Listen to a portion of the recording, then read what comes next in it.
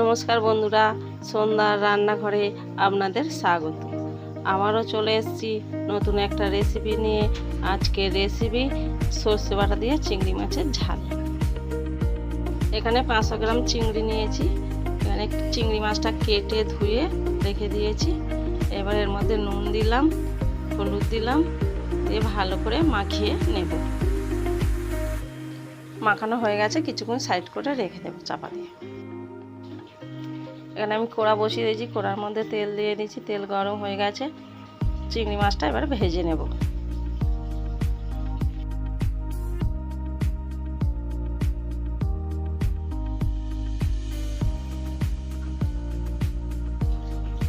চিংড়ি মাছটা ভালো করে উল্টে পাল্টে লাল লাল করে ভেজে নিতে হবে।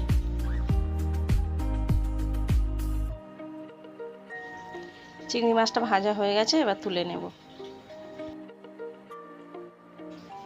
কড়াতে তেল দিয়ে দিয়েছি, তেল গরম হয়ে গেছে। তেলের মধ্যে দিয়ে দেবো 2টো শুকনো লঙ্কা, 2টো তেজপাতা, 1 চামচ কালো জিরে। তেল গরম হয়ে গেছে, ফোড়ন দিয়ে দিচ্ছি। ওর মধ্যে 1 চামচ হলুদ দিয়ে দিলাম। হলুদটা দিলাম আদা রসুন দিলে যাতে না ঠেকড়ায়, সেই জন্য আমি হলুদটা দিয়েছি। আদা রসুন বাটা দিলাম, পেঁয়াজ বাটা দিলাম। 2টো পেঁয়াজ আমি বেটে নিয়েছি। এবার এটাকে ভালো করে নাড়াচাড়া করে নেব, নাড়াচাড়া করে ভেজে নেব।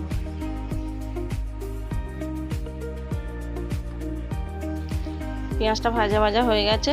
2টো টমেটো আমি বেটে রেখেছিলাম, বেটে রাখা টমেটোটা দিয়ে দিয়েছি। আবারও ভালো করে নাড়াচাড়া করে নেব। 2 চামচ লঙ্কা গুঁড়ো দিলাম, 1 চামচ নুন দিলাম, স্বাদ মতন চিনি দিলাম। দিয়ে আবারও ভালো করে নাড়াচাড়া করে ভেজে নেব। মশলাটা ভালো করে নাড়াচাড়া করে ভেজে নিতে হবে, যাতে মশলার কাঁচা গন্ধটা না থাকে।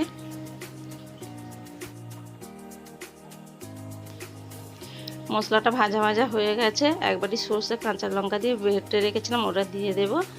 আর সর্ষে বাটার সময় আপনারা কাঁচা লঙ্কা দেবেন, তাহলে সর্ষেটা তিতো হবে না, নাহলে একটু নুন দিয়ে দেবেন। দিয়ে ওটাকে নাড়াচাড়া করে মিশিয়ে নেব।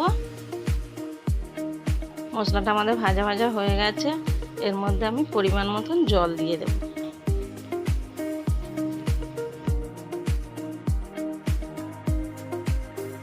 জল দিয়েছি, এবার এইটা ভালো করে মিশিয়ে নেব, নিয়ে ফুটতে দেব।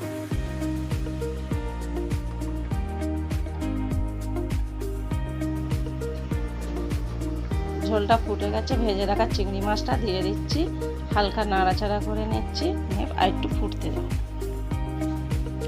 দেন তরকারিটা হয়ে গেছে। আমি এখন এর মধ্যে একটু সর্ষের তেল দেব, দিয়ে হালকা নাড়াচাড়া করে লাবিয়ে নেব। আমাদের তরকারি তৈরি, এবার আমরা খাবো। দেখুন বন্ধুরা, আমাদের সর্ষে বাটা দিয়ে চিংড়ি মাছের ঝাল তৈরি। আপনারা অবশ্যই বাড়িতে ট্রাই করবেন। আপনাদের যদি ভালো লেগে থাকে কমেন্টে জানাবেন।